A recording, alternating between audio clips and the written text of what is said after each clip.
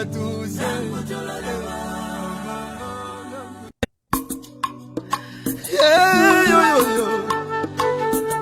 Yangu buzeninda la langula chilo. Oke boze tulive na kuyalelo devyo baye.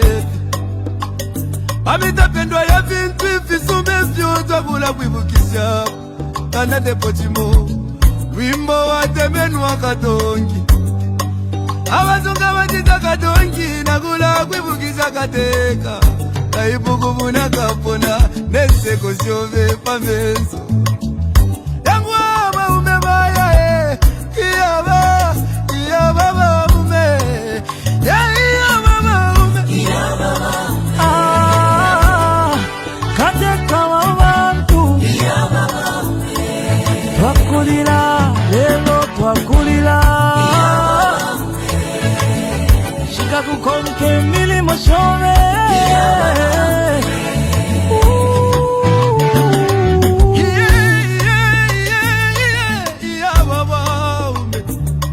ale filamba yena minta pengosile eti kumemo kulondolola abale lilo wingi iseko wingi mwakwete isaso wingi mwakwete mwaya mwende wino tata wesu katusi muchi wakege wali bomba kale lomba mwatu jatule lake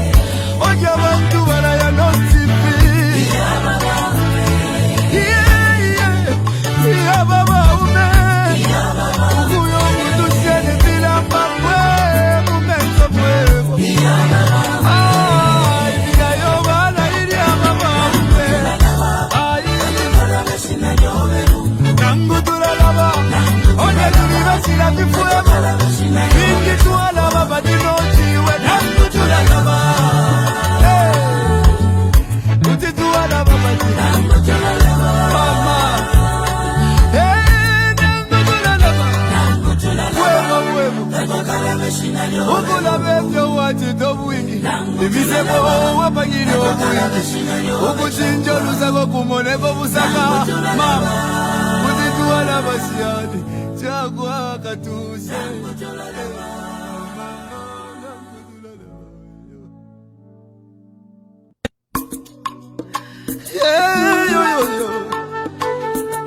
yangu buzeninda la langula chilo. Oke boze tulive na kuyalelo devyo baye. Amita pendwa ya vintu ifisume vyoza kula kwibukisha. Kana depochimo wimbo wa temenu wa katongi. Abazunga batita katongi na kula kwibukisha kateka. Kaibuku muna kapona neseko siove pamenso. Yangu ama umebaya Iyaba baba ume. Iyaba baba ume. kateka wabantu twakulira lelo twakulira shika kukonke milimo shove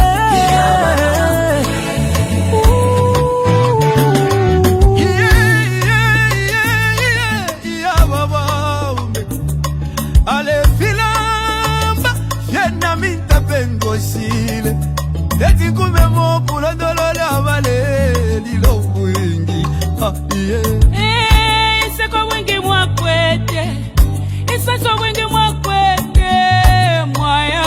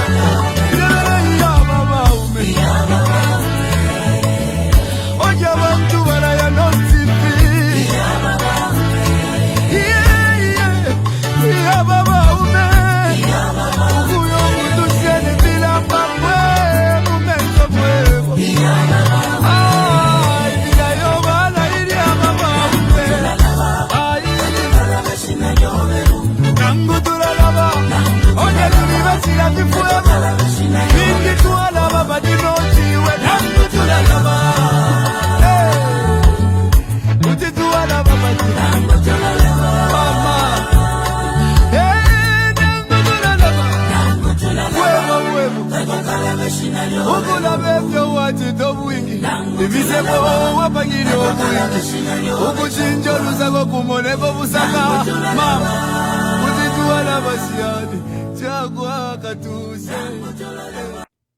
A beautiful and wonderful day that we have, and welcome to today's broadcast. We were waiting for our host today, the park leader, Mr. Andford Mayelebanda, at the conference today, at the national conference from all across, members from across the country.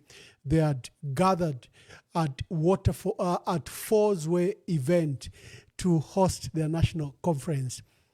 So we were waiting for him, and we are transitioning. If you see the graphics, if you see the design, we're trying to transition the program to a new software and a new way of reaching you in many ways. So there'll be teething problems, but I think we are on our way. I'll be inviting my dear brother, Mr. Andford Banda, just to welcome him to the program and just to welcome you. Please share. We are live on Facebook, on other pages, on my YouTube page for the first time. We want to be broadcasting also on TikTok. These are things we are working on so that we can have a multicast broadcast every time to reach as many people as possible. So there's that transition we're doing, and I think it will go very well, but excuse us if there will be some teething problems. Mr. President, welcome to today's program and congratulations. Thank you very much, and thank you for the congratulations and for inviting me to this wonderful program that is taking this country by storm. Yeah. Today was the big one. First, tell us briefly about your political party, your participation in the last two presidential elections, I think 2016 and 2021. Then go to what happened today before we go into particular details.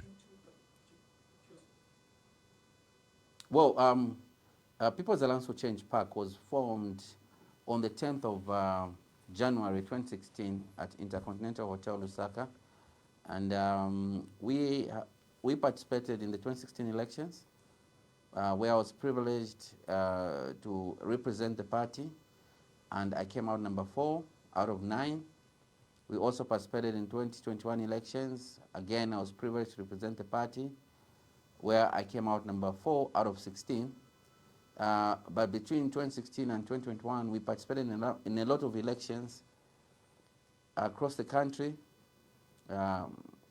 We participated in Nimba, Sinda, Kasenengo in Eastern Province, Sesheke, Ron in the Copper Belt, Lusaka mayor elections, in Chilubi Island, Bahati, Lukasha, and in many other places.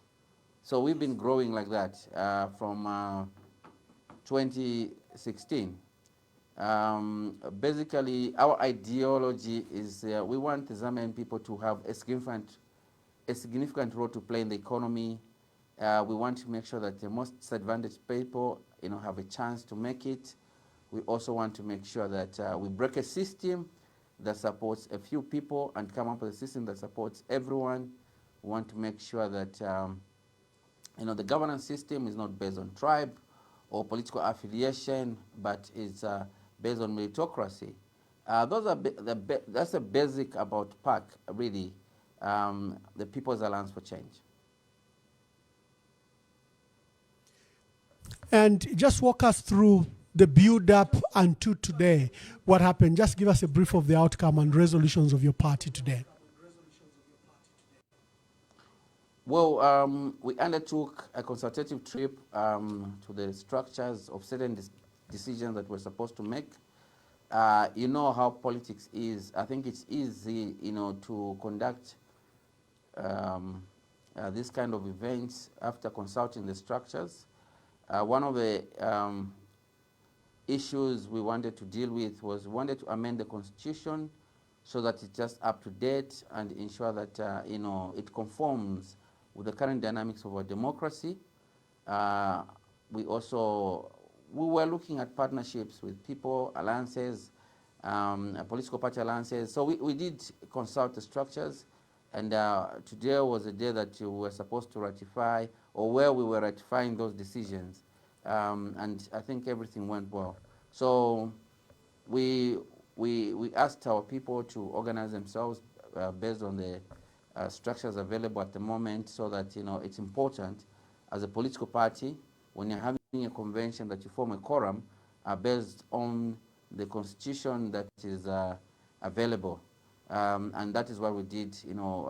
Members from all the 10 provinces gathered today at Fosway events to ratify decisions that we had consulted before, including the amendment of the park constitution to just include certain things that would protect not just that would protect the party and the general membership. Now you drew a lot of attention this week. Beginning last week, it's been a build-up.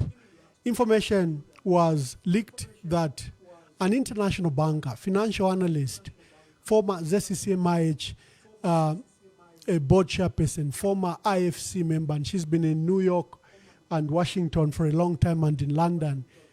She located to South Africa. This is Dolika Banda. And in the week before this build-up, she was touted that she's joining politics, should be a presidential candidate in the 2026 elections. And the vehicle she had chosen, apparently, is PAC. And you were expected today to adopt her as a presidential candidate. Just tell the nation some details that you can disclose so far. And we ended up seeing that this was not to be. Kindly speak to that. Yeah, of course, there has been speculations around Madam Dorika Banda since information came out in the papers that she was running for president. And when we announced that we are going to have our convention,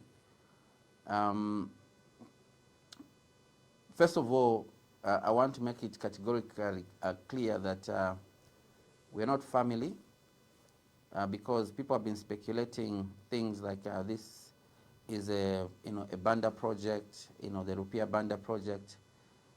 I'm not related to the former president, and I'm not related to Madam Dorika Banda. I think we, both her and myself, are above, starting a project, that would just advance, names or regions.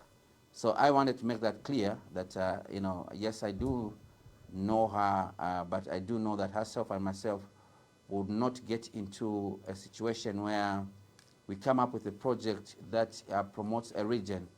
I think both her values and my values, indicate that, we want to, we would want to unite a country. I think she's strong on that. I'm also strong on that, more so that, I have blood from across the nation. Of course, we've been talking for quite some time, and we got to a point where we believed, and I believe that it will be best that we work together based on what she's bringing to the table, her experience, or what she was to bring to the table, her experience from working across the world, her network, based on our experience in politics and our commitment. We felt that we could explore a partnership, and other dynamics, despite having me having stood for president and having done fairly well, it was important to demonstrate to the Zambian people that we are not just interested in titles of becoming president, but we're interested in building a political platform that would actually attract people like Madam Dorika Banda and many others, that were supposed to come. So yeah, the truth is that we had been talking, we had agreed, and yes, I'd also principally agreed to the fact that I would give her a shot for her to run for president, and then we'll see. We work together to build a platform. But of course, in politics, ambassador, this was not like any other normal partnership. It was based on our. It was more of a partnership. Of course, in politics, she has her values, I have my values, but we have to be practical at the end of the day, whether certain things can work, and if they can't work, we decide to say, what, we go separate ways, or we don't concretize what was put on the table. But yeah, we spoke, and I really respect her a lot, and I think I also want to just take this opportunity to welcome her to the political space. I mean, if at all she's going to officially unveil her presidential candidacy at some point.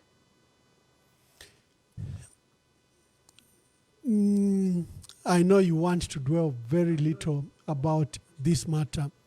Is a deal off? Because you've now been picked as a president of your political party for the next 5 years. Is a deal off? I think we could affirmatively say that as things stand, and based on the current constitution of the People's Alliance for Change,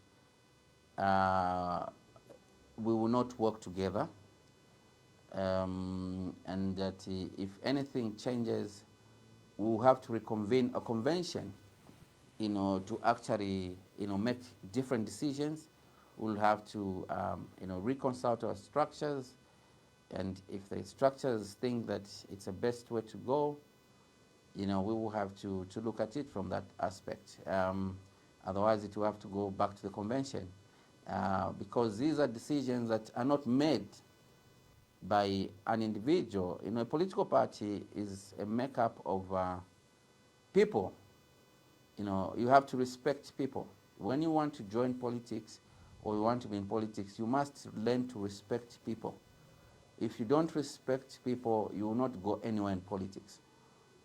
And that's what we do. And I apologize that I was a bit delayed, because I was saying goodbye to the hardworking leaders of the People's Alliance for Change, who are going to rest and start their journeys, to across the country, all the way from Zambezi. There are people that came from Zambezi. There are people that came from Winilunga, Solwezi. There are people that came from as far as Nakonde. There are people that came from Luwingu. There are people that came from, Lundazi, Chadiza. So I had to say goodbye, and that's why I was delayed. So you have to respect people in politics if you want to succeed. And I believe that if anything was to come by, we have to go back to the structures. But as things stand, I don't think it would be something that would work out. Oh, okay. Because let's go to Ambassador, we don't want.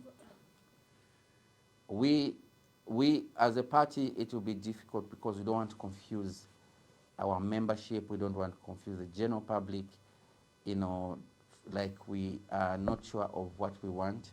I believe that also things happen for a reason. In as much as I had made a decision, to give her a shot, and the leadership had accepted that she should, go for it. And the fact that we're here today, I think it would be best, that I continue on this trajectory to provide a voice of reason, like we have done over the last almost 10 years, building objective politics, giving people hope, something that is lacking in the current political space. So I think that is the direction that we'll take. I think as things stand, I should not be questioning whether I will not stand in 2026 elections, because Parliament will be dissolved in about 8 months' time. We have to make decisions, and we need to tell the structures affirmatively, and the Zambian people, that Anford Banda is going to be on the ballot in 2026. That now is what brings me to my second question. They've picked you as a presidential candidate. Did your conference discuss the alliance? Did your conference discuss opportunities to join other alliances? Did they give you mandate to join other alliances? Did they give you mandate to lead and to be led?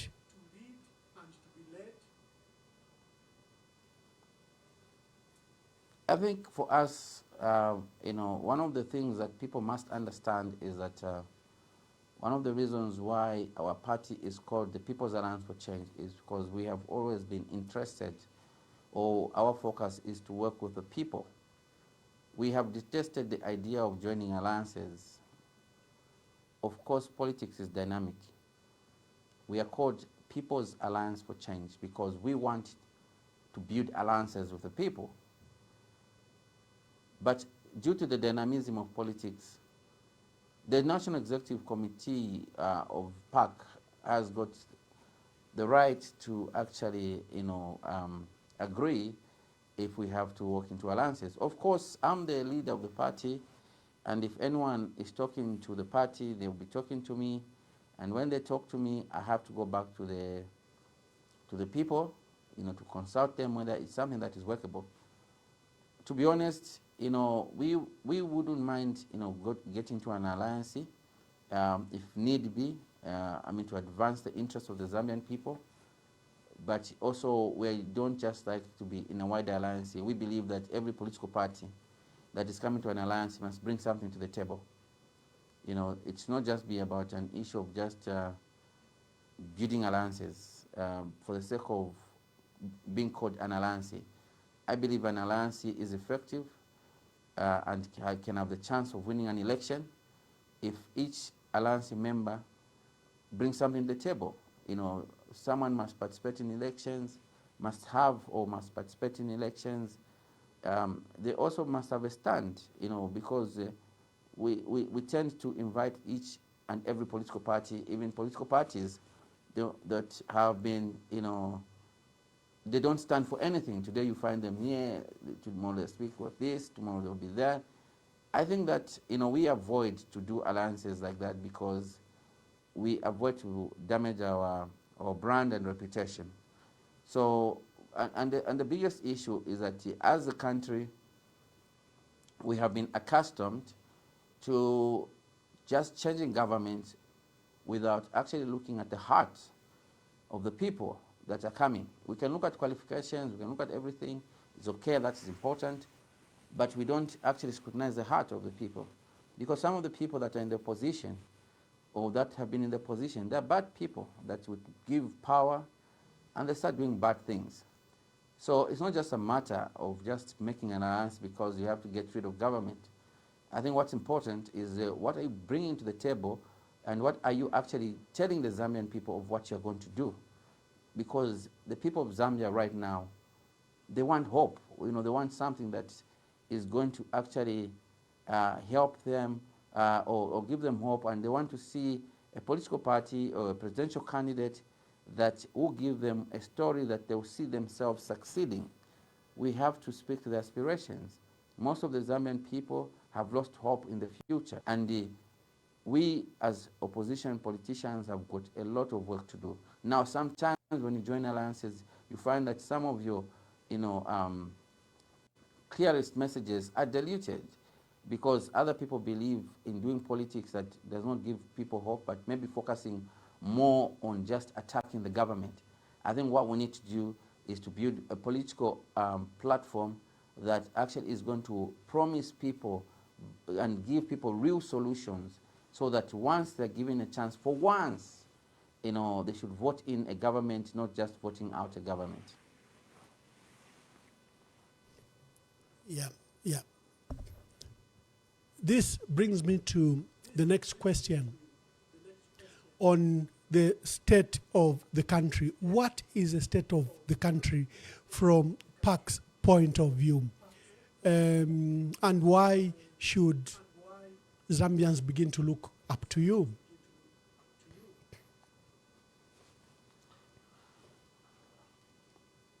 When people vote out a government, like what they did to the PF in 2021, they expect that the things they condemned are taken care of. The reason why the PF lost power is because of a number of factors. That people expected that those factors would be taken care of. Now, when you vote in a government, that actually was just singing about or condemning things that they didn't actually believe that these things should be condemned, but they're just doing it for politics, for political reasons, just for them to get power. And when they're given the opportunity to be in power, they start doing the same things. And then the state of the country is actually a disappointing one. There are a number of factors or things that we can look at from the PF time and compare to the current time. And then we can actually assess and see what is the state of the country. Because it would be unfair for me to just say the state of the country is bad because of this and this. I'll give you a few examples. Number one, when the UPND were in opposition, they condemned the cybersecurity law that was enacted by President Lungu, may so rest in peace. When they formed government, they enhanced and made it more draconian than it was in PF. So when you add this and that, you can now say, okay, this is the state of the country. One of the reasons people believe the PF lost government is because of the cybersecurity law. And they hoped that the UPND, and they not only hoped, based on the promises of President Hakainde Hichilema, that one of the first things he was going to do was to repeal the law. That did not happen. In 2018, President Hakainde Hichilema visited me at my place, and we agreed that we were going to join hands, to actually work together on the constitutional reforms. At that point, both the opposition and the ruling PF had agreed that we were supposed to actually amend the constitution. This was after President Hakainde Hichilema had disputed the 2016 elections, and there was tension in the country, and which later led to the incarceration of President Hakainde, where we stood with him and condemned all the things that were happening. So the process started, and the process broke down on the basis of consultation. The reason why the UPND and all of us condemned the Bill 10 is because we felt that the PF had rigged the process. They did not consult the people. They manufactured that bill. Fast forward, when you come into the current scenario, you find that the UPND, the same things they opposed and condemned, they are propagating for them. We go back. When the UPND were in the opposition, they could not hold rallies. They could not mobilize freely. The police were blocking them. Of course, we want to appreciate the police for clearing our convention, which was an indoor event. But we have seen that the same thing that they were doing, they were condemning when they were in the opposition. They are doing it even today. Most opposition political parties are not able to hold free discussions, infringing on the rights of the Zambian people. We can come up with many examples, and I believe that the people of Zambia know what the problem is. Now that brings me to the question, why should people look up to the People's Alliance for Change PAC? First of all, we've been very consistent with our politics. We have not been jumping around, because that is a very important aspect of a politician. A politician must have a stance. No matter how difficult, how easy things are, a politician must stand for something. A person that is going to lead a country must not just come and do politics just to win votes and reverse everything that they promised the people. That is what we have been doing over the last almost 10 years. We have stood for something. We were very active and participated in elections when the two giants were very, up there, the UPND and the PF. So what we're saying is that we stand for something, and one of the things we would want to change is the governance system. Because the reason why our countries are getting poorer and poorer is because of two. We've got the economic system and the governance system. The governance system is based on the fact that we do not apply the policy and the principle of meritocracy in appointing of people in government. We appoint people based on political or tribal affiliation. We still have that thinking of 1964, after African countries got independence, to believe that you can only trust people from your tribe. Because this whole mentality comes from colonialism. Because after independence, each tribe wanted to rule. And when a certain person from a certain tribe is given power, they just want to be surrounded by people that they consider as their tribe mates or tribal cousins. And we have continued on that trajectory. That has affected the operations of government. That has affected the effectiveness of government in so many ways. So as the People's Alliance for Change, one of the things that we've been very strict about is that we need to come up with honest reforms once we're given the mantle to lead. We want to make sure that we come up with reforms, how people are appointed as permanent secretaries, how people are appointed as directors in government, or directors of parastatals, how people are appointed as, in many other areas. The other issue is the economic system. From the last 100 years, the Zambian people have not benefited from their copper and from their resources. The exploitation that started in 1920 has continued up to date. Zambians don't own the economy. The economy is owned by foreigners. We need to be decisive. And it's very easy to be decisive. We've seen what has happened in Burkina Faso, where people make difficult decisions to make sure that, we reclaim ourselves from, the bondage of colonialism. So we want to dismantle the current economic systems where a Zambian cannot even own a cleaning company. There was a story a few months ago about, I've forgotten the comrade who is the Cleaning Association of Zambia president, who was arrested for condemning the fact that, a foreign company should be cleaning or be given a contract to clean, especially for a state-owned enterprise, which is so wrong. Zambians can't, they have to compete, with other foreign entities in the cleaning business. Zambians don't actually own anything, for example, in block making business. We have seen, even in the agriculture sector, where most Zambians are not given the support, it's being overtaken by foreigners who are keeping pigs and exporting, to Congo and other countries and all that kind of thing. The manufacturing sector, we can't talk even about that. The banking and financial services sector. So we believe that we need, a new generation of leaders that are going to be decisive and ensure that, we reverse, the exploitation from colonialism. We've been hit hard by, this exploitation polluting our environment. We have seen what happens in Kabwe. Kabwe is the most polluted place in the world. Now, a few months ago, we saw what happened in the Kafue River.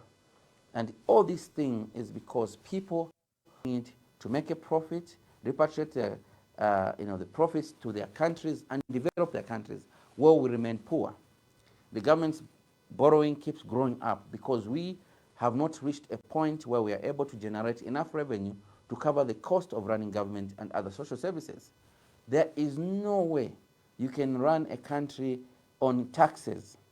The people of this country must be making profits and reinvesting those profits in Zambia. That's how countries develop. We don't import profits from anywhere, unless I'm mistaken. all we do is that we give people licenses to come and exploit us, and they repatriate the profits. So we need to change that, and that is what the people of Alliance, that's what the People's Alliance for Change, stand for. We want to make sure that this country is owned by the Zambians. We want to make sure that the people of Zambia have got a significant role to play in the economic activities of this country. We don't want people to say, no, nachiwama nomba na waleta ko investor kumaini, so at least kutu amba kushita ko supply. No. The Zambians must own the mines. We should not just be rushing and say now supplying. This idea that Zambians can't do it also comes from colonialism. You know the history of colonial times. Africans were not allowed to get involved in skilled labor. So that mentality continued even after independence, and more so that as a result of the colonial structure, most Africans were not allowed to actually get more education. But things have changed. We have more Africans and Zambians that have actually gotten education. We have more Africans and Zambians that are more exposed. We have more Africans and Zambians that have got experience to run on the mines. That is what we are bringing to the table, and that's what we need to do to make sure that this country starts moving in the right direction. Thank you very much, what Mr. PAC President. is bringing to the table. Yeah. Yeah, thank you very much, Mr. President. I will transition to the other phase just shortly.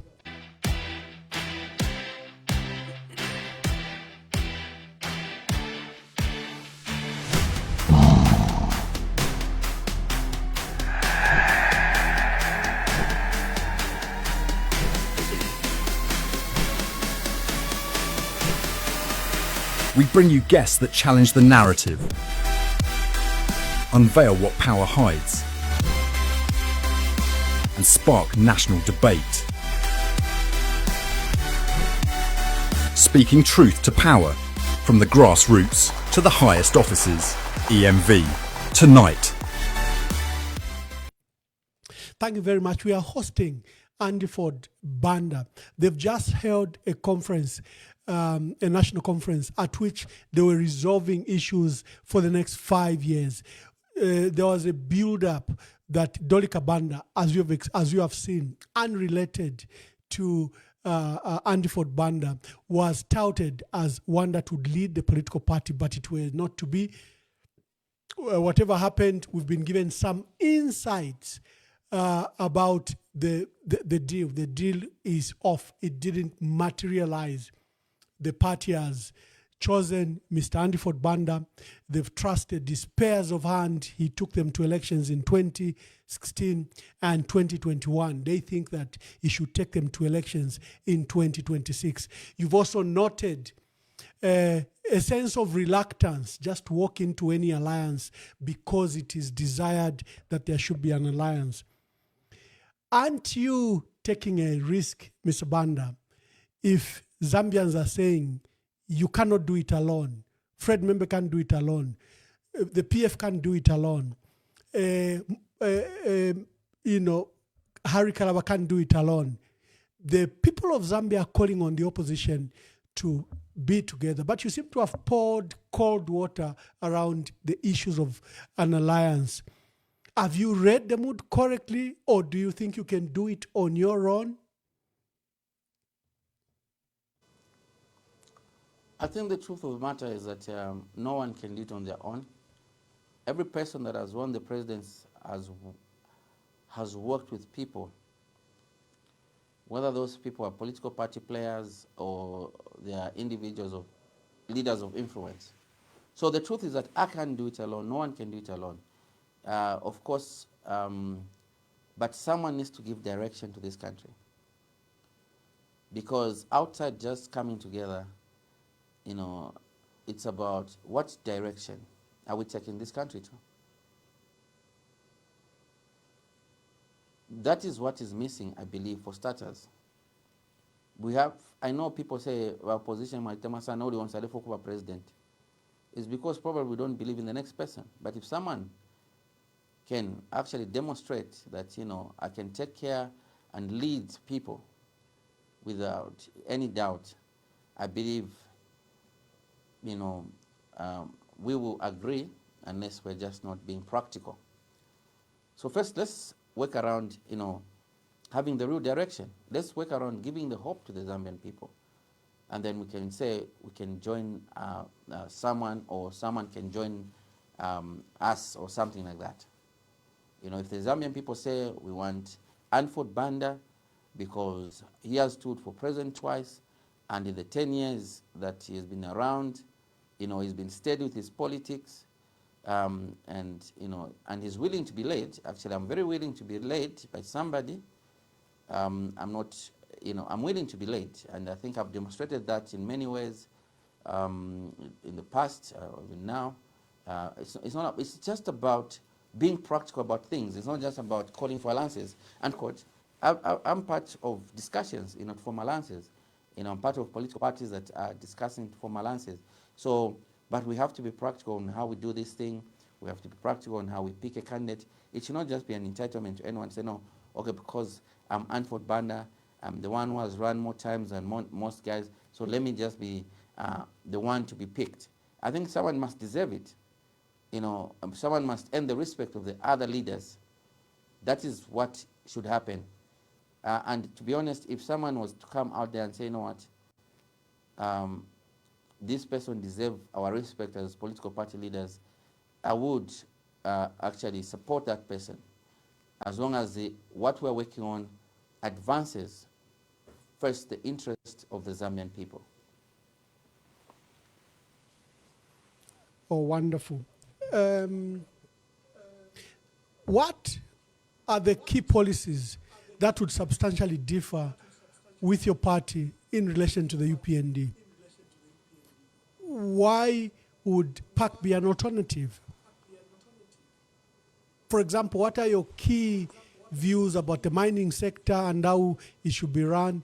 I know you are using the nice word that I love, that the economy of the country should be in the hands of the Zambians. But just what are your key policies that might substantially differ, for example, with the UPND or any other, maybe on mining, on agriculture, on human rights practices, on government? Maybe just give us some insights there.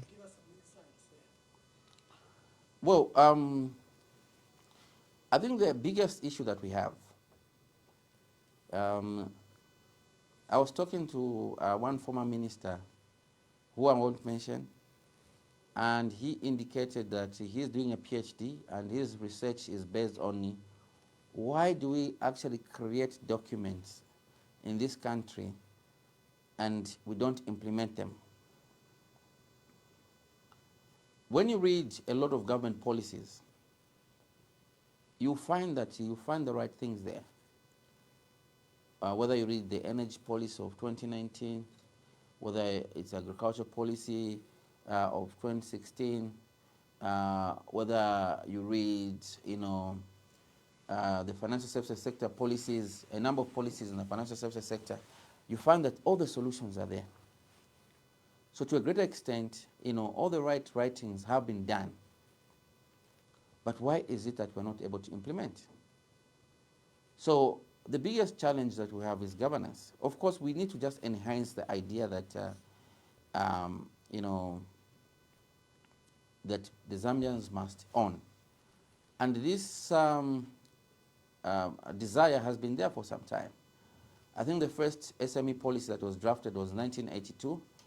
Was it small enterprise development something? I think SIDO or something. Then there was another policy that was developed in the 1993 under President Chiluba in 1993-94. Then there was another policy that was developed, I think, in President Lupia Banda's time. And another policy that has been developed under the UPND, under the small and medium enterprise, on SMEs. What you are going to discover if you read all these policies is that they actually talk about the same things. The most thing that they differ on is what it is called.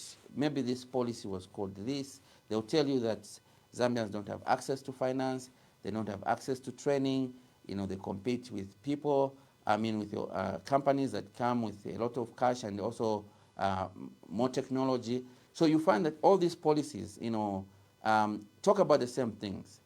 The problem is implementation. Why is it that we can't implement? Now, if you follow the example of Singapore, Singapore actually was a poor country after independence. But they made a decision that we are going to develop this country and we shall apply the right things. The three key things that Singapore applied was, number one, meritocracy. Meritocracy is very critical, and I know I'm talking about this for the second time, and I think I spoke about it in my acceptance speech at the convention. If we are going to employ people that are competent, people that can do the job, we would have sorted out 50% of our problems. If we are going to create a platform of ideas where people that have ideas are given a platform to express themselves, to test their ideas, we would have sorted half the problems of this country. The challenge of Africa from independence up to now, and this is not just a Zambian problem, but in most African countries, was the idea of favoring people from your tribe. So, Ambassador, I know that you are running for president. When you win, you want to bring people from Kasama who are incompetent. And I'm using this example because the Bembas are my relatives. And you want to put them in key positions. And this... No, Mr. Banda, we are a new generation of leaders. We don't believe in tribalism, nepotism. I think the best people come from Zambia. They don't come from your tribe or your or your village. It saddens me that in this day and age, tribalism and nepotism should be a problem in our governance system. It should not be. These are matters that should be dealt with, were dealt with by Dr. Kaunda very firmly and are behind us. So it is sad that we seem to have regressed and taken back our country backwards. And for me, I regret. That's why I genuinely want all of us to work together and chart a new path for our country. I don't think that the way we've conducted our politics in the last 6 years have been the best. You've just given a wonderful example of Singapore that, look, it's just a patch of sand, no mineral or any other resources other than the people and good leadership.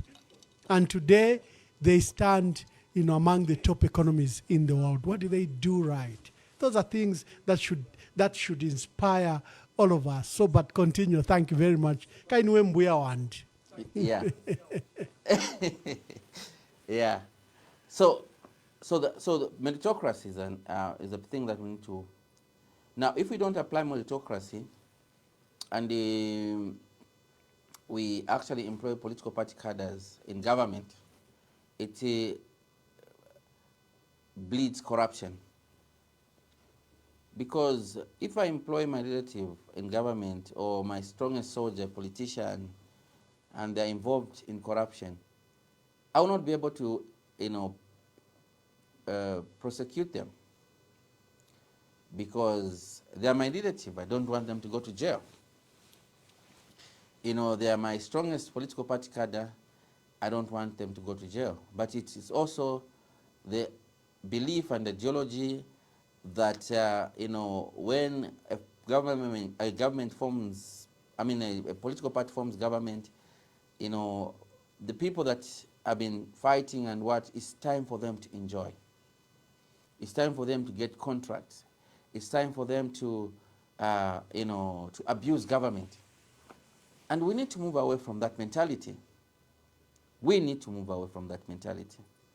So if we can fight corruption to the core, by putting in honest reforms in how we recruit people in government, ensuring that the competent people are the ones that are working, we motivate them,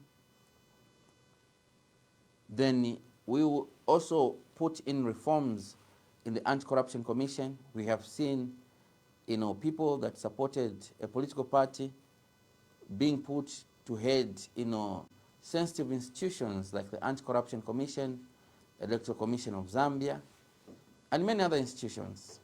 How do you expect, how do you expect these organizations to operate effectively? They can't. There has to be a process. People want to say no just because someone is qualified, they can be given a job. That was a story that was there after independence, because there was a small pool of qualified people, or rather qualified people and educated people. Like I mentioned earlier, the colonial system actually did not provide for Africans to get qualification. Most of the people were working as clerks. Those that were learned were working just as clerks, in government. So now many people have become qualified. Many people have gotten experience. Many people have become exposed. So the best way to pick the right people to run these government institutions is by ensuring that we come up with a process on how to pick the most competent people to run, the people that have principles, and you will see that change is going to come. Now, this cannot happen without institutional reforms. When we bring about institutional reforms and we get the right people in government, they'll bring ideas. A person who is competent is not afraid or insecure about anything. What happens if you go to a government office in these days, or even in the past, is that you take an idea to someone, they don't even understand what you're talking about. They don't even want to plop that idea and all that kind of thing. In any event, the government has got no systems of giving people a chance who have got ideas, because if we don't build that, we are not going to build our country. Ambassador, where you are there, you know about Silicon Valley. It's a place where ideas are born. Industries, companies, you talk about the Teslas of this world, the Apples, and many other companies have been born in Silicon Valley, because ideas are welcome.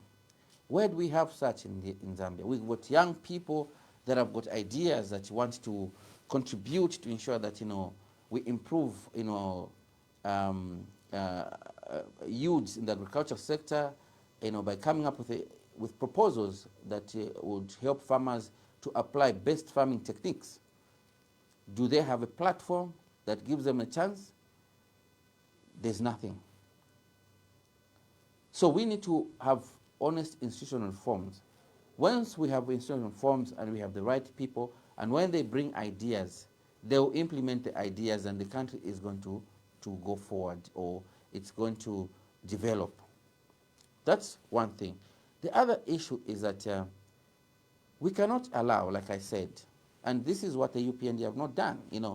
When President Hakainde Hichilema announced that there will be a small and medium enterprise ministry, we were all excited, because we thought for once, SMEs are going to have a ministry that is going to dedicate itself to listen to them, not just to tell them what to do, but to listen to them, come up with solutions together and implement those solutions. Because you cannot tell an SME or an entrepreneur what to do. These are people that are on the ground. But what has happened? Nothing much, if we can call it like that. Has the UPND demonstrated that they are willing to make drastic reforms to ensure that the Zambian people are the ones that are running the show, to ensure that the Zambian people have a significant role to play in the economy? There is no policy that points to that. There is no work that points to that. There is no assessment or pilot project that points to that. As PAC, we believe that if we can deal with... Thank you very much, Mr. Banda. Dear viewers, this is your time to make your call. Please call on the number that is listed there. We have our number 0973078082. we are hosting Mr. Andiford Mayele Banda, People's Alliance, PAC leader. Today they were having a national conference at which he was picked as a presidential candidate. Have your say. It's time for you to make your contribution and ask Mr. Banda whatever question you may have. He's made some important clarifications regarding the intended partnership between him and newcomer to the politics, although not newcomer to the policies, Dolika Banda. He has categorized that the party is going alone. He's trusted him to take him to the leadership of the party. So let me take your calls and let's engage Mr. Banda. It's been a long day for him. It's been a build-up of preparation, and today is just at this conference. So quickly call so that we can then let him go and take some rest. Thank you, Mr. Banda, for the sacrifice and for making time to come and be with us.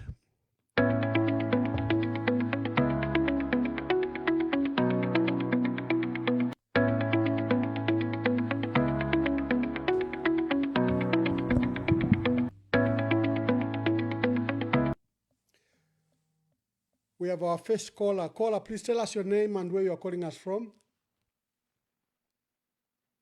This is Mr. and Mrs. Chilando from Lusaka. Yes, sir.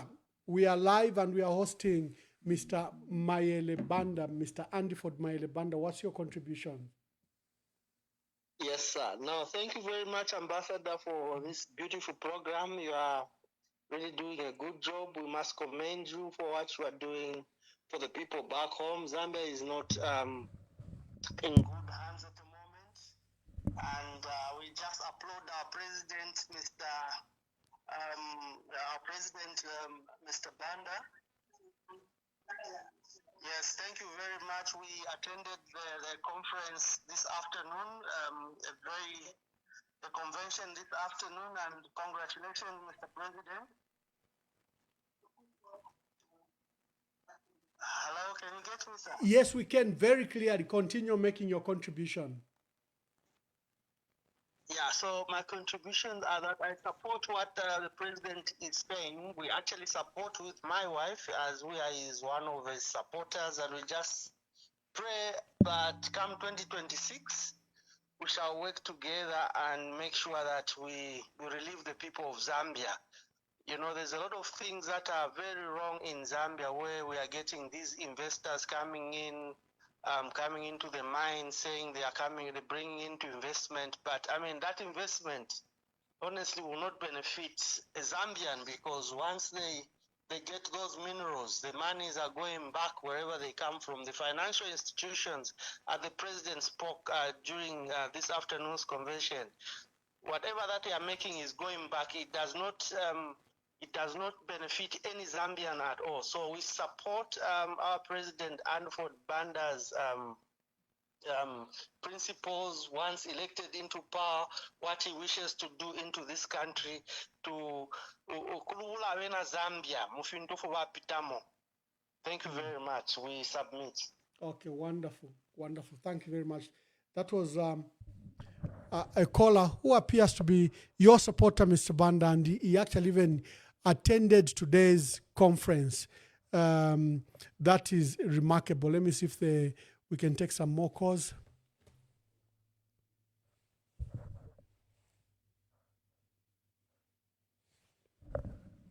Yes, caller, please tell us your name and where you are calling us from.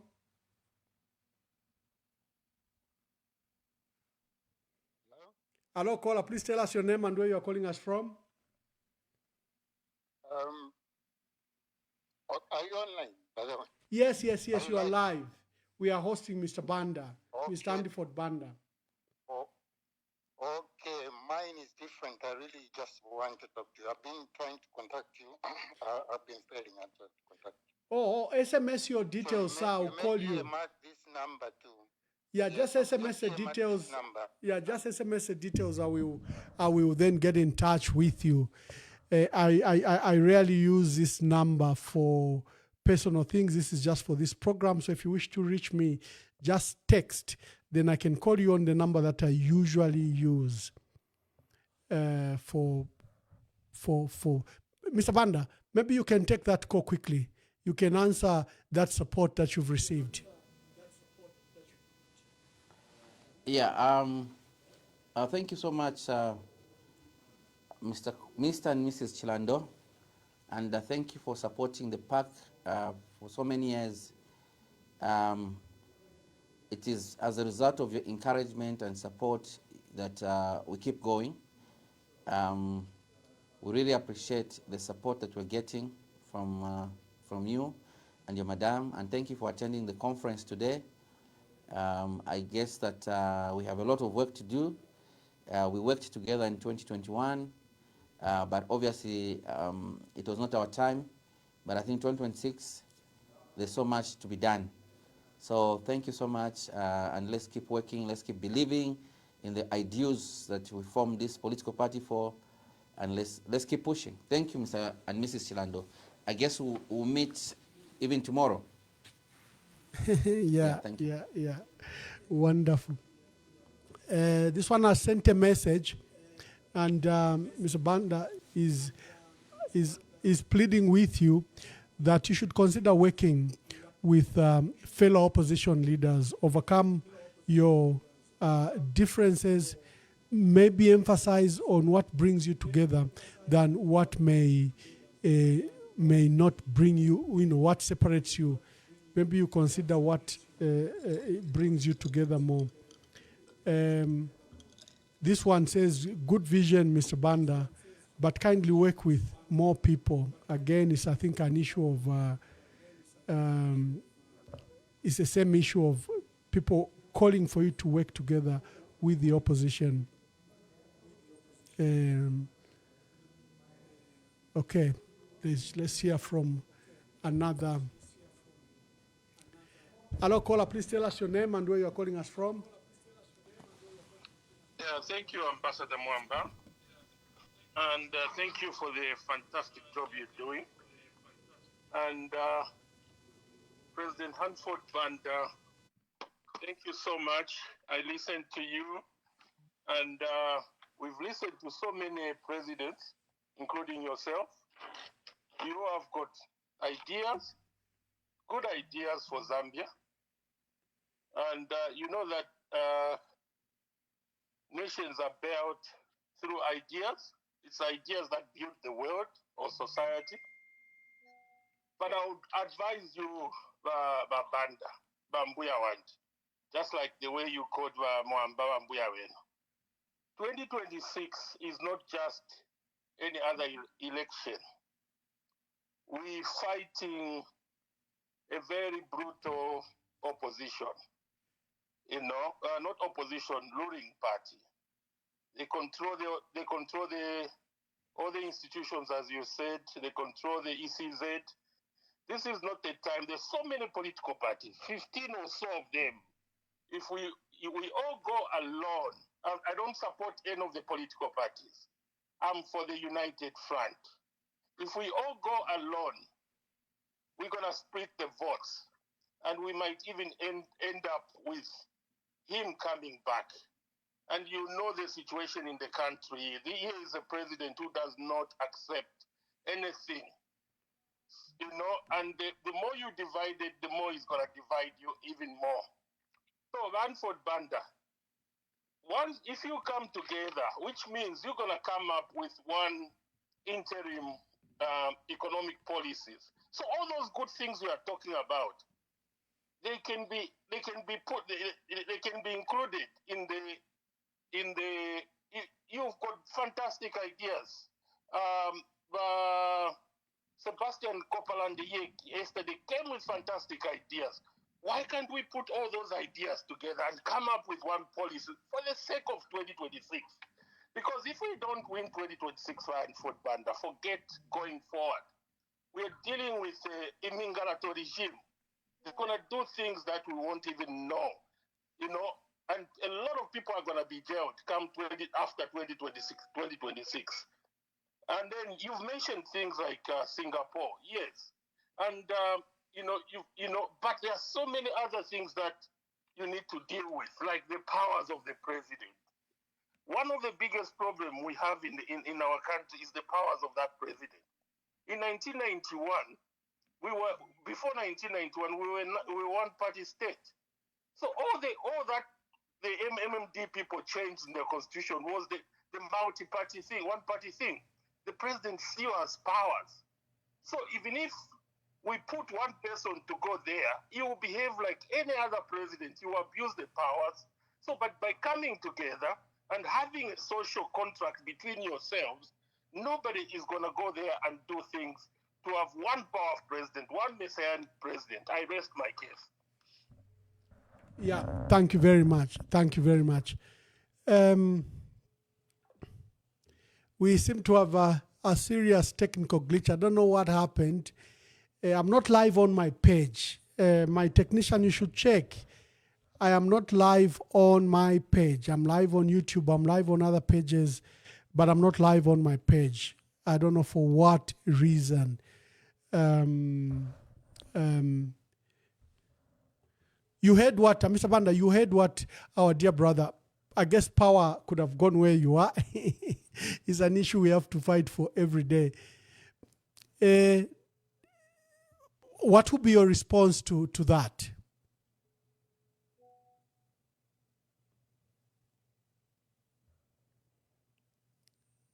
Mr. Banda, can you get me? I hope they've had power failure, I suspect.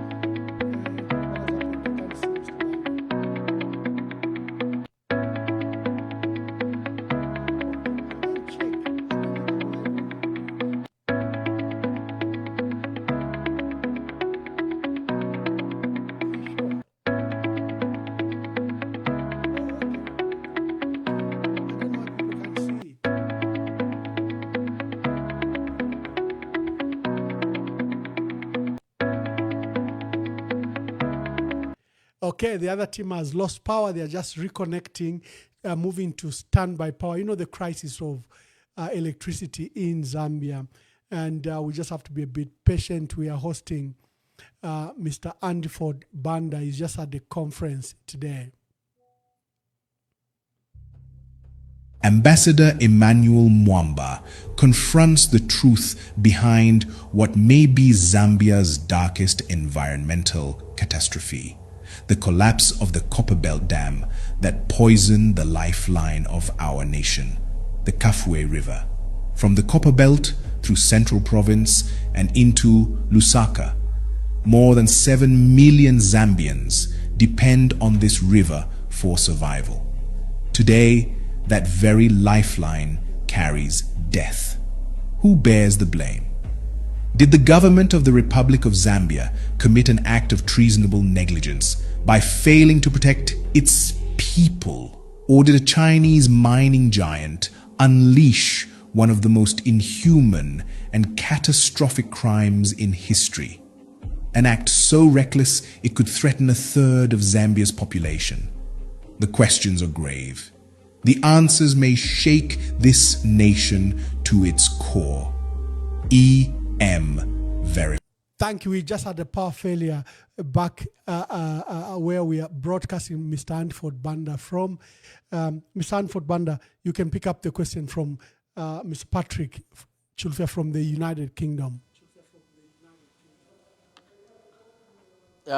First of all, thank you very much to everyone that is listening and calling in.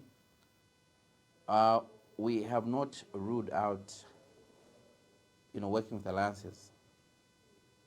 That's not what we're saying, and I said it in the beginning that we've been having discussions. In the last few months, we're not just having discussions with individuals, but also political parties Yeah, just hold on, and we'll please. definitely, continue to engage so that we can have a formidable opposition. I do understand the fears of the many Zambian people, especially with the current political conditions and environment, the current governance systems. They leave much to be desired. We shall continue to engage, and Thank you, Mr. Banda. Let me take this call. Let me take this call for you. Yes, caller, please tell us your name and where you are calling us from. This is Mr. Zulu calling from Lusaka. Mr. Zulu, make your contribution. Thank you for the opportunity, Your Excellency. Mr. Banda, I greet you and congratulations on your successful convention. Pardon me if I will ask something that has already been asked because I've just joined in. Yeah, because getting to our places now, it has become tricky. The ruling party has started doing these campaign roads of 1 kilometer, thinking it will win them election. So it's been a challenge. I've just joined in. President Banda, the issue of togetherness within the opposition, I believe most callers have touched on that. Yeah, because this will even take me back to your convention. Some of us as a fellow opposition were only hearing of that convention maybe a day or two before the actual day. We expected to have been invited there so that we will see what is going on. That could have given us also the impetus to hold our own. So I'm really calling upon the issue of unity in the opposition. If we go our own way, we might end up splitting votes and thereby giving chance to the ruling UPND, which would be now a disservice to the Zambian people. Look at how shambolic the UPND rule is now, given another 5 years because of not working together. I don't know, what is your take on that, President Banda? Please, if you can really hit on that, we hear your views. And if there are chances of opposition coming together, that is yourself included, please let us know. We really appreciate it. Thank you, Your Excellency, and all the best. Bye. Okay, thank you. Again, someone says, no, Ambassador, you are live, actually. So whatever is happening with these networks, I don't know. So, yeah, let's quickly take some more calls so that we allow Mr. Hanford Banda to go and rest. It took time to be with us here and let's take 2 or 3 more calls and we allow Mr. Banda to answer and then we can let him go. Hello, caller, please tell us your name and where you are calling us from. Hello. Yes, caller, please tell us your name and where you are calling us from. Hello. We can hear you. Hello. We can hear you, sir. Can you hear me? Yes, very clearly. Okay, so you're talking to Raymond Mwade. You're talking to Raymond Mwade. Thank you, Mr. Raymond Mwade. I would like to, I would like to urge Mr. Banda to continue with the same spirit because this country needs healing. The country is divided. So we need politicians like Mr. Hanford Banda who can unite the country. The country needs healing. We don't want politicians with bitterness, politics of character assassination, but we need sober politicians like Mr. Hanford Banda. So Mr. Hanford Banda, Mr. President, don't give up. The people on the ground, they love you. And the people on the ground, they want to see you on the ballot.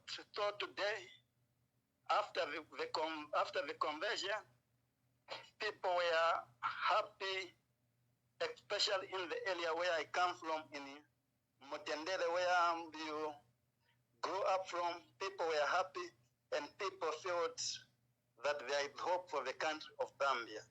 After they saw the convention, and after they saw what happened, because people were asking, Mr. Banda been quiet, but today seeing you that you declared to say you are contesting the 2026 general election, you have given much hope to a lot of people.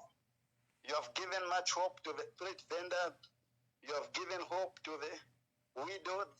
You have given much hope to the unemployed medical doctors, much hope to the unemployed teachers, much hope to the vulnerable in society. So please, Mr. Banda, may God guide you, may God protect you, and may you give you wisdom. Let us not give up in this fight. It seems impossible until it is done. I am the 2021 losing candidate for Under Park in Mutendele Ward 34, and I believe that there is no any other party which can redeem Zambia, but Oh, wonderful, wonderful. That's your former councillor supporting you. Thank you very much. Mr. Banda, let's take the calls that have come and please give your concluding remarks. We are grateful that you found time amidst the conference and you came and shared your thoughts with the people of Zambia. Thank you very much, Mr. Zulu, Mr. Raymond Mwale. Mr. Zulu, definitely, I mean, like I've mentioned, yes, I know that you missed part of the program because you were diverting, you were avoiding this diverting, the roads they're calling the campaign roads. We're in a similar situation. We are open to working with every Zambian, every opposition political party, that wants to advance the interests of this country. Let's not do these things blindly or impractically. I think we need to be practical. When we are talking about alliances, when we say the truth, it doesn't mean that we're saying that we don't want to work with anyone.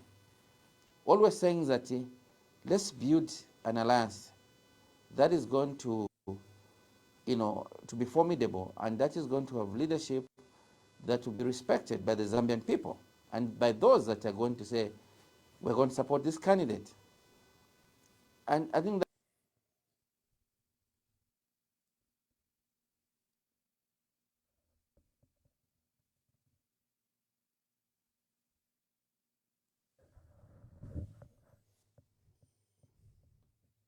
Well, it appears that we may have power failure on the side of our people in Zambia. I was just asking Mr. Andiford Banda to give his remarks, and let's see what happens. We encourage him to come back. I think we have standby power so that then he can come and give his closing remarks. Ambassador Emmanuel Mwamba confronts the truth behind what may be Zambia's darkest environmental catastrophe, the collapse of the Copperbelt Dam that poisoned the lifeline of our nation, the Kafue River. From the Copperbelt through Central Province and into Lusaka, more than 7 million Zambians depend on this river for survival. Today, that very lifeline carries death. Who bears the blame? Did the government of the Republic of Zambia commit an act of treasonable negligence by failing to protect its people? Or did a Chinese mining giant unleash one of the most inhuman and catastrophic crimes in history? An act so reckless it could threaten a third of Zambia's population. The questions are grave. The answers may shake this nation to its core. EM Verified. Monday night. Do not miss it.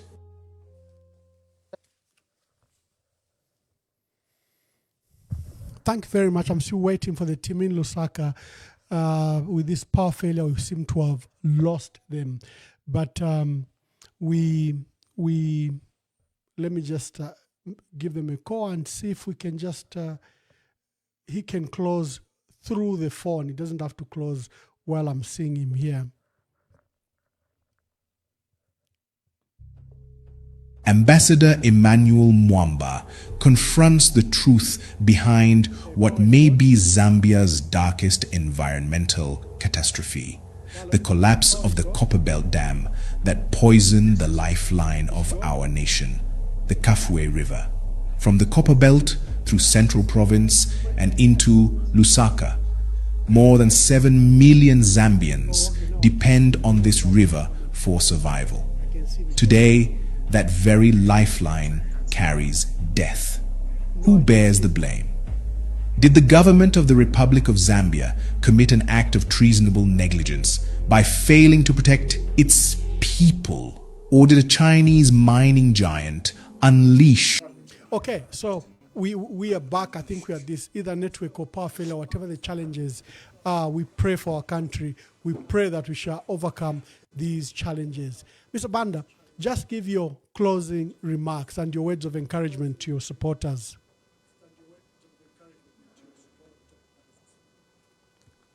Yeah, my closing remarks is that Zambia must not despair. I believe that a solution is going to be found, and where need be, the opposition will definitely work together to make sure that we achieve, the objectives of 2026. There's a lot of fear in the country, and people are desperate to make sure that they get back to a place where they could operate freely without fear of being summoned to the police or anything. So we want to encourage the people of Zambia that we are with them, and we will not abandon them. We shall not for anything. We shall ensure that whatever political decision we make is in their best interest. And that is what we have done throughout the years. The supporters, as we discussed today at the conference, and even those that did not attend, I know a lot of you across the country wanted to come. Of course, we need to form a quorum also, but definitely we shall visit you very soon so that we can continue the journey of mobilizing. As we spoke at the conference, today was not just a convention, but it was the beginning of political activities and mobilization for the People's Alliance for Change. As I said, as a leader, I'll do my level best, and let's all do our level best to make sure that we contribute to redeeming this country from destruction. Thank you very much, and God bless you, and God bless the Republic of Zambia. Wonderful, and thank you very much. We wish you well in your endeavors, and we wish PAC well in its electoral participation, and all we can do is to wish you well and hope that you bring freshness and good things to the opposition. Thank you very much.